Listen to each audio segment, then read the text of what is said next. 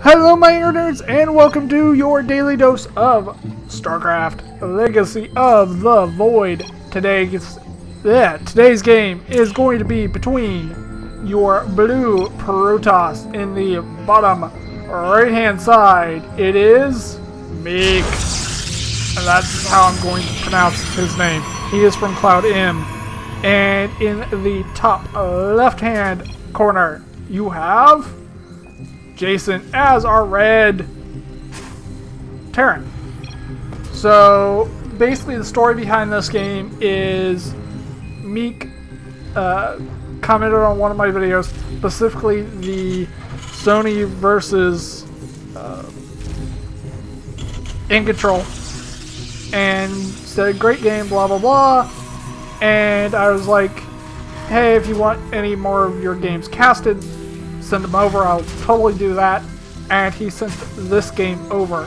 meeK is the guy that sent this game, and Jason, the guy he's playing against right now, is a Grandmaster in Starcraft II. Jason beats meeK all the time, I guess, on ladder, and he sent this game saying, hey, there's going to be a surprise at the end, just cast it. I was like, okay. So that's what we're doing. It looks like meeK wanted to put down a gateway inside of Jason's base, but Jason's like, nope, that's not going to happen. He pulled quite a few SCVs to make sure this would happen, and he's losing a lot of mining time, yes. But and that's what you should do, is pull all your SCVs off of that pylon, build a single Marine to take care of that pylon. And that is what he's doing. He is adding on a reactor to his barracks, and most likely is going to plant down a command center as soon as he has the money for it. And he does have the money for it. There he goes. He plops down one of those. meeK did get a little bit of a head start on his expansion, just because Jason had... Okay, Jason pulled SCVs to take care of what meeK was trying to do, losing mining time. But meeK also lost money while trying to build a pylon that he completely lost, and a gateway that he canceled. So overall, comes out pretty much even, but meeK is not done with the cheese. He builds a forward pylon and then builds a Stargate. So I'm assuming this is 4 oracles. That's normally the case. 2 Reapers are coming out. Wow. Okay. 2 Reapers at a time. Adding on a factory. I'm assuming this is going to be a 1v or a 1-1-1, not 1v1, 1-1-1 type build with 3 command centers, I want to say. So, and then he's just adding Marines on at this point. Here come the...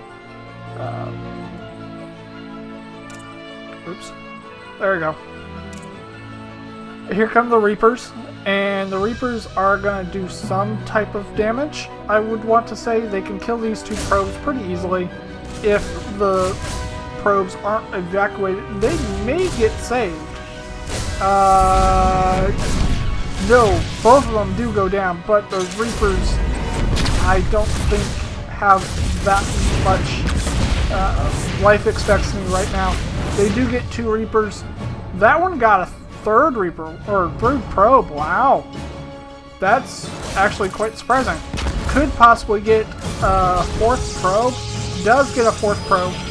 But meanwhile, in Jason's base, he has a bigger problem. He does have a Oracle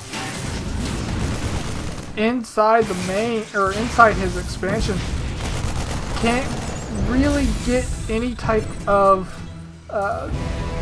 missile turret down, and it looks like there is a Cyclone out, so this Oracle is forced to retreat. There is another Oracle, so the Oracle has to be very careful. Can kill a couple, but needs to get out of the fire range of that Cyclone. Cyclone's fire range are ginormous. That's one thing I have against them, is they can shoot for eons, it seems like. But it looks like a Void Ray is coming out. meeK only has one Oracle left. And also built a warp gate here, oddly enough. But it looks like something came in and died. I'm assuming that it was that Reaper. That's what I would assume. But it looks like meeK is adding on 3 more gates to his already 2. Does have the upgrade for the Adepts that basically gives them, I think, +1 more armor. Something to that effect. And that tells me he's gonna do some type of Void Ray Adept combo with an Oracle mixed in. Adepts are still really, really good. If you are going up against pure Marine, or almost pure Marine...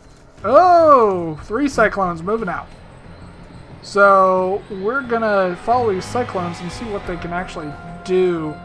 They can do quite a bit of damage to buildings, to definitely to air units, and to probes.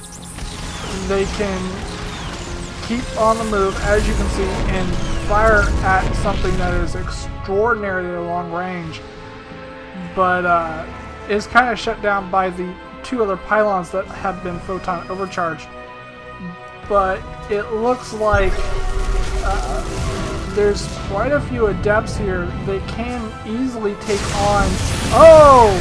Bad idea to pull SCVs. A lot of SCVs are going to go down here, but it looks like these Cyclones are going to come back and try to lead this army away. Their lock-on ability just got canceled. Huh, interesting. But a lot of Adepts against just a pure Marine force. Cloak is halfway done and it gets destroyed completely. So no Cloak for Mr. Jason. So Widow Mines do come out and I think they get 1 kill apiece. So get 1 kill apiece. A bunch of SCVs are just chilling out here, doing not a whole lot of anything.